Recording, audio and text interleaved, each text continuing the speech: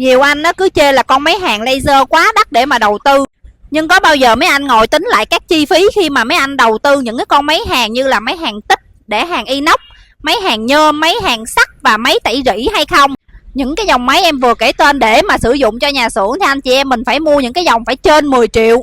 Mà nó còn chưa chắc hiệu quả và nhanh và đẹp như là con máy hàng laser anh chị em mình ha. Và hiện nay để đầu tư một con máy hàng laser thì chi phí cực kỳ là rẻ luôn. Thay vì như hồi trước anh chị em mình bỏ ra hơn 100 triệu thì hôm nay chỉ cần vài chục triệu thôi là anh chị em mình đã đầu tư được rồi ha. Và đặc biệt là bên em có hỗ trợ trả góp luôn, đưa trước cho em tầm 40 triệu thôi là anh chị em mình lấy máy về xài ha. Và còn lại anh chị em mình trả góp lãi suất cực kỳ là thấp luôn.